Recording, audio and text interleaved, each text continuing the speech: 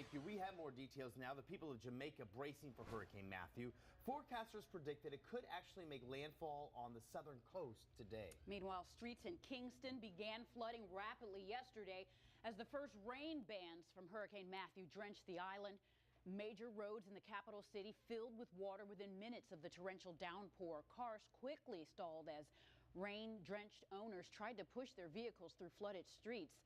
Inland waterways quickly overflowed onto streets, adding to the flooding conditions. The U.S. Weather Service says it's the strongest hurricane in the Atlantic since 2007.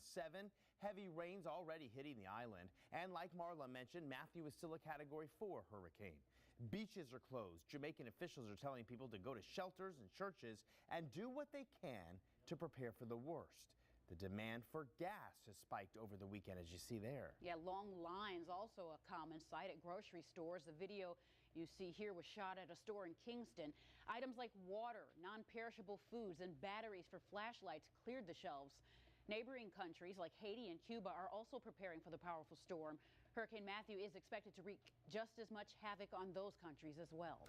The potentially devastating impacts Hurricane Matthew could cause are leading many to not take any chances. I want you to take a look at a picture here. Families evacuated from a naval station in Guantanamo Bay yesterday. They were flown to Jacksonville, Florida to temporarily get clear from the path of that storm. Meanwhile, IBC Airways has canceled all flights today to and from the U.S. Naval Station at Guantanamo Bay because of the storm. The naval station said that by way of Twitter. American Airlines and Delta Airlines issued travel warnings for their customers, saying change fees can be waived for flights to some destinations. Meanwhile, here at home, 4 counties in South Carolina on alert this morning, preparing for Hurricane Matthew. Local authorities also keeping a close eye on this storm. Horry County, Georgetown County, and even the state Emergency Management Division have all moved to OPCON 4. That's the alert status in preparation for what this storm could bring to the area. The director of the State Emergency Management Division had conference calls. Breast cancer is the most commonly diagnosed cancer in women in South Carolina. But this month is the designated month to show your support for the women and men affected by this disease. One local organization holding events throughout the month in celebration and support of those people. WMBF News reporter Meredith Heline joining us live in the studio with what you can do to help. Meredith. Meanwhile, countries like Jamaica, Haiti, and parts of Cuba are under a hurricane warning. After passing Jamaica and Haiti, Hurricane Matthew is expected to reach Cuba. Cuban President Raul Castro traveled to the eastern province of Santiago de Cuba Saturday as the region began preparing. Cuba declared the first state of emergency in 5 eastern provinces. The ruling Communist Party also opened shelters and organized volunteer teams to clear storm drains and gather food. Well, October is the month to spread awareness about breast cancer and remind you to get those checkups. Breast cancer is the most commonly diagnosed cancer for South Carolina women, and men can get it too. Meredith Heline is reporting live in the studio to tell you about 2 special events happening to help you stay healthy and support the cause. All right, thank you. Ruby 507 turning to Decision 2016. Donald Trump may or may not have paid federal income taxes for years after losing nearly $916 million. But if he did avoid it, supporters Chris Christie and Rudy Giuliani say he's a genius at taking advantage of a loophole-ridden law. The New York Times reports Trump's loss was big enough in 1995 that he could legally have avoided paying taxes, federal taxes, for 18 years. Trump himself tweeted, "I know our complex tax laws better than anyone who has ever run for the presidency and am the only one who can fix the system." And new this morning, Donald Trump is facing allegations from Apprentice cast and crew members. He's being accused of demeaning female contestants with offensive sex talk. Trump, however, says those claims are not true. Protesters filled the streets for a second night near the shooting of an armed 18-year-old man by Los Angeles police officers. A few dozen people shut down traffic at a South Los Angeles intersection last night. You could see there also a car driver did donuts in the street and some spray painted graffiti on businesses.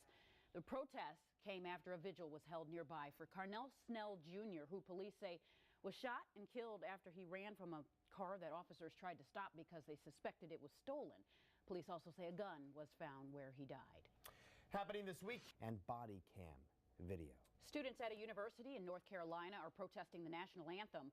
About a dozen members of the East Carolina University marching band took a knee during the playing of the national anthem prior to the school's football game against the University of Central Florida. This comes weeks after 49ers quarterback Colin Kaepernick refused to stand for the anthem before preseason games, citing racial injustice and police brutality.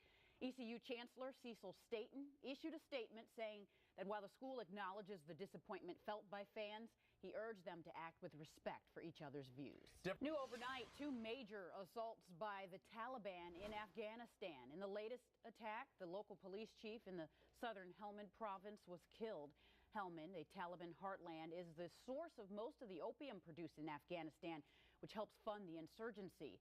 The insurgents have also been attacking the northern city of Kunduz since early morning. Weather alerts. New this morning out of Charlotte, police have arrested a man accused of looting the Hornets team store during the riots after Walter Scott's death. Charlotte Mecklenburg Police Department says this image on the left shows 18-year-old Khalil Wallace carrying shoe boxes. Now, this is an old mug shot of him that you see on the right side of your screen. Wallace is charged with several felonies connected to the break-in and shooting. Last week, CMPD said the shop had $10,000 in damages and $8,000 worth of merchandise taken. 6:35. Poll numbers show Donald Trump can do little to stop Hillary Clinton from winning the presidency if she carries North Carolina. It's a state where those close race reflects the national liabilities of both candidates. Trump is struggling with conservative Democrats, especially women in the big and booming suburbs of Charlotte and Raleigh-Durham. Meanwhile, Clinton has her own Carolina worries. Polls also show younger voters who helped Barack Obama win the state in 2008 and come close in 2012 are far more hesitant to support her. Live, local, late breaking. This is WNBF News. October is the month to wear pink and honor breast cancer survivors. How people in your community are bringing awareness and continuing the fight. And then a unique goodbye for the young boy who lost his life following that school shooting in the upstate. And Category 4 Hurricane Matthew set to make landfall in the Caribbean. How some are already bracing for the impact. We know you're anxious that storm will affect us. You want to know. First Alert meteorologist Marla Branson joins us now with the very latest and some